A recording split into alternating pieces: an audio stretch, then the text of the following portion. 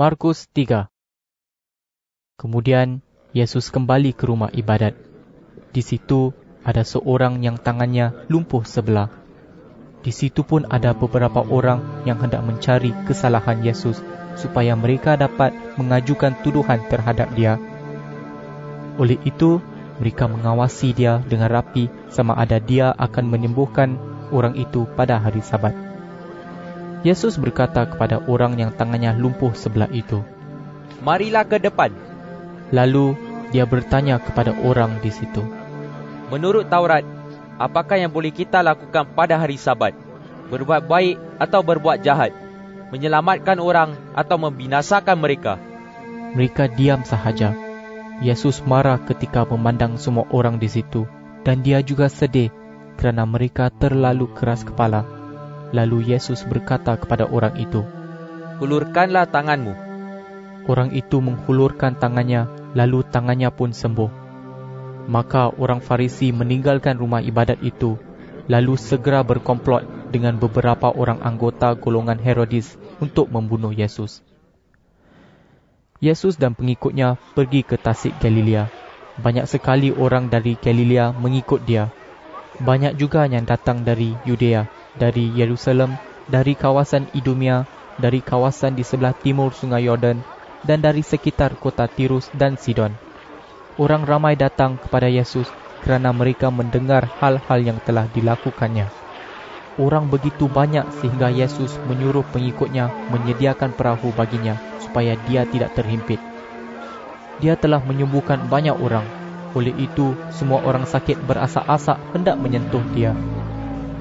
Setiap kali orang yang dirasuk roh jahat nampak dia, mereka sujud di hadapannya dan berseru, "Engkaulah anak Allah." Dengan tegas, Yesus melarang roh jahat mengatakan siapa dia. Kemudian, Yesus pergi ke kawasan berbukit. Dia memanggil semua orang yang dikehendakinya. Mereka datang, lalu Yesus memilih 12 orang antara mereka. Dia berkata kepada mereka, "Aku telah memilih kamu supaya menyertai aku. Aku juga mengutus kamu untuk mengisytiharkan berita baik daripada Allah. Kamu akan mendapat kuasa untuk mengusir roh jahat." Inilah 12 orang yang dipilihnya. Simon, yang juga disebutnya Petrus, Yakobus dan saudaranya Yohanes, iaitu anak-anak Zebedeus. 2 orang adik-beradik ini diberikannya nama Boanerges, yang bererti anak guntur, Andreas, Filipus, Bartolomeus, Matius, Thomas, Yakobus anak Alfius, Tadius, Simon si Patriot, dan juga Yudas Iskariot yang mengkhianati Yesus. Kemudian Yesus pulang, tetapi orang ramai datang berkumpul lagi, sehingga Yesus dan pengikut-pengikutnya tidak sempat makan. Keluarga Yesus pergi mendapatkan dia apabila mereka mendengar orang berkata, "Dia sudah gila." Beberapa orang guru Taurat yang datang dari Yerusalem berkata, "Dia dirasuk oleh Beelzebul. Dia diberikan kuasa oleh ketua roh jahat untuk mengusir roh jahat." Oleh itu, Yesus memanggil semua orang itu lalu menceritakan beberapa perumpamaan kepada mereka. Dia berkata, "Bagaimana iblis boleh mengusir iblis? Negeri yang berpecah menjadi beberapa bahagian lalu saling bermusuhan akan runtuh. Keluarga yang berpecah belah dan saling berlawanan akan hancur.